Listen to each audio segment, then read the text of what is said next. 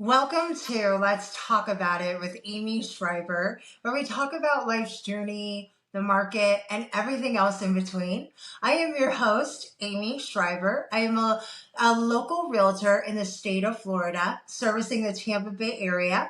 I'm joined by my co-host, Katie Easling, who is my right hand, my assistant, and she's going to help us during these podcasts. So I'm super excited to get started. How are you, Katie? Doing great. I am so looking forward to this series. I cannot for the subject matter that you were talking about today. I think it's one of my favorite stories that I've heard you tell, and it's so inspirational, and I can't wait to get started. Well, let's begin. So, Amy, I know you are now in Florida, but originally you are from where? Billings, Montana. Billings, Montana. That is a world away from Florida. So tell us your story. How did you come to be from Billings, Montana, end up in Tampa, Florida? Yeah, so I was born and raised in Billings, Montana, big sky country. I was raised by my mom and dad, and I have a younger brother, and just grew up there for about 16 years.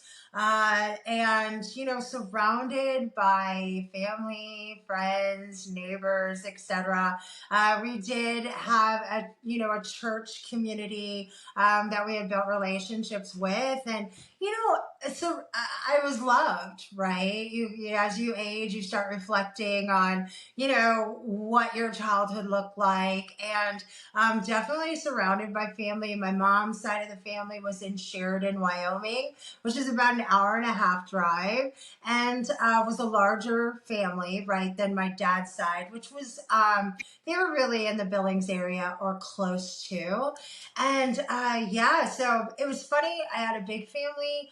I was loved, as I said, but always felt like that outsider for whatever reason. And again, I think a lot of us have that feeling as we reflect back on childhood or what have you. And we were there for 16 years, and we ended up moving to Florida because of a position that my dad was able to obtain. Remind me, what did your dad do for work and your mom as well? Yeah, so my mom and dad. So my mom was an executive assistant. She worked for GMC Motors for quite a while, and then did other, jobs in that particular arena. She was amazing. She had a smile and that could light up a room, a contagious laughter. She definitely uh, she was amazing. And I miss her.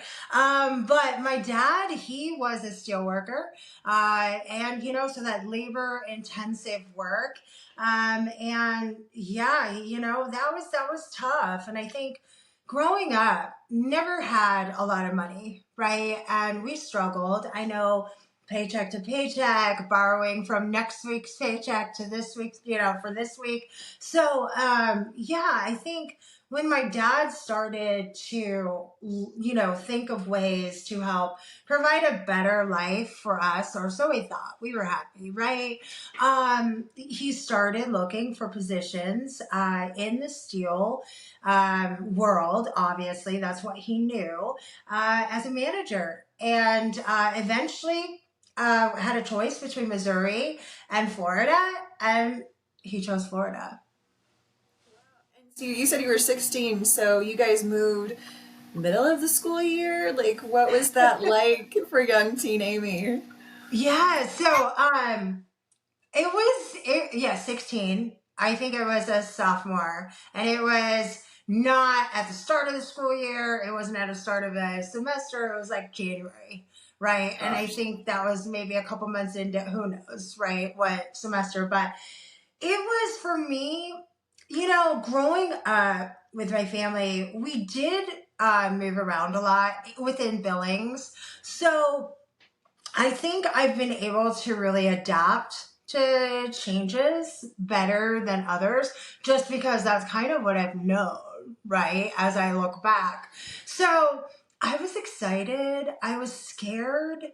Definitely 16, right? You're really trying to find your way and who you are going to be, right? Over your last couple years or what have you of high school. And but again, I was excited. A change. I mean, Montana, Billings was a city in Montana, right? But very rural compared to Florida, which is city life, which is just like total opposites. So yeah, it it was exciting, but nerve wracking. Sounds like it. So, what was that transition like with school? I mean, I know you left behind, like you said, a rural community and your close knit group of friends, and got thrown into a very big pond and a very large new school system there in Florida. So, how is that transition? How is making friends and all of it? Yeah, so I think I've always done a pretty good job at making friends, right? At least on the surface. I've always had just a small core group around me, but it was actually pretty easy, surprisingly. My first day, and again, I think it just happened because I was in class with a couple people, and they were really good people. I was lucky for the first 3 or 6 months or so, joining or moving to Florida to really surround myself with a good group of folks, good group of people. And then of course you get into, I'm established now. I'm in high school and going to parties, meeting other people that maybe weren't the best people to be friends with. And so peer pressure sets in, and I started losing myself, right? And going with a different crowd that I had never or I didn't experience in Montana. So it was very interesting. And I think we all go through phases as teenagers. And yeah, the evolution of who I was to who I ended up being to who I am now, night and day. See that. So I know we've talked about this before, but I mean, as a teen, you are finding yourself. You're finding out who you are. You're finding out who you want to be. You're finding out core values, and maybe experimenting a little bit with some of the things that are not the healthiest. So tell us a little bit about running, maybe with that crowd that might have not been the best influence. Okay. Yeah. So yeah, it was probably my junior year, mid junior, right? So I had been in Florida for about a year and had been running around with, just they were terrible. I mean, we were not criminals for goodness sakes, but we we like to drink. I, was starting to live more on the edge than I've ever been. And so I remember um one day there were, I think, three girlfriends of mine and myself. We got the bright idea, let's skip school. And we ended up skipping school. We went to their houses, raided their liquor cabinets, of course. That was my priority back then. And ended up, I guess, getting drunk or buzzed or what have you. And we had this brighter idea. Let's go back to school. That would be so much fun. Sure. So anyways, we went back. It must have been around lunchtime, because I remember, I think I was there a couple hours into classes and I was fine, but I got a call to the principal's office. My friends drank a little too much or couldn't handle it, whatever, and they threw up. And of course, they said Amy was with us. So I got called to the principal's office. She asked me, Amy, were you there? I said yes. I was there. I wanted a vacation. If, crossing my fingers, I was going to get in trouble. And she said, unfortunately, I'm going to have to suspend you for 3 days. And I was like, cool, bring it on, right? This makes me look awesome. Not really. But yeah, so that 3-day suspension led to me dropping out of high school. You never went back after that day. Never went back. I went back for football games or, just to see friends. I never went back. And you were sophomore year? It was my junior, maybe mid-junior year, right? And it's like, how could you give up? You're so close, right, to the finish line, graduating high school. Maybe it was the start of my junior year, but at the end of the day, my God, Yeah. you don't have a long way to go. So I don't know what I was thinking, right? I mean, I had lost myself, and I remember this vividly. After I dropped out, I think it was a few months later, my parents had told my family up north, and the shame I felt, knowing that they knew I grew up with these people. They loved me. I was a good girl. And it was just that disappointment. And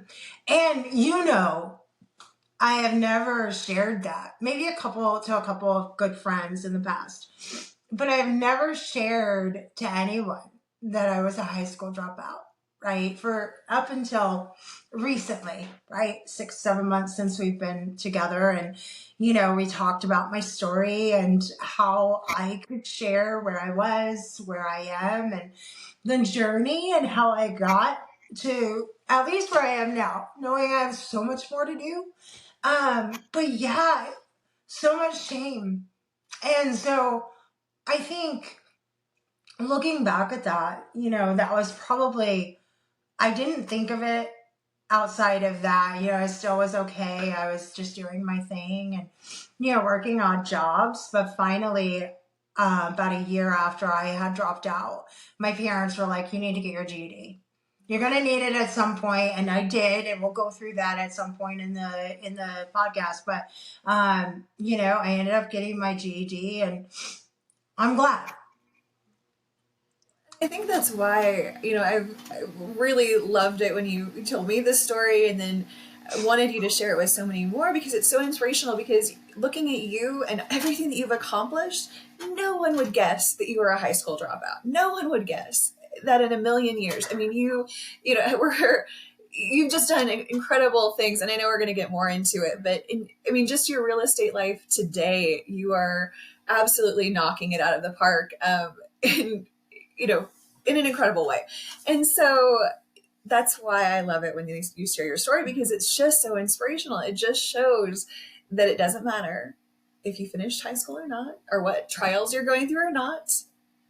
Right. You can accomplish Yeah. anything. You always have, what you are today isn't necessarily what you are tomorrow or where you are. Right. And so there's choices that we make along the way. And I think maybe that feeling of shame started me really deep down thinking, whoa, Amy, you really need to change. This is not who you are. This is not who you want to be. And it took time. It took probably 5, 6, 7 years after that. And when I started being successful and gaining that responsibility, right? And that maturity that I needed to get to where I am now. But it was a tough road, but definitely that particular feeling based on my shame has, I think, really helped me get to where I am today. Well, I cannot wait for next week when you share another part of your story. Yes, this is where I gave up on my dream. Yep, another disappointment, but no regrets. I am happy with my choices, the good, bad, the ugly. But yeah, we'll talk about the dream that I gave up too easily.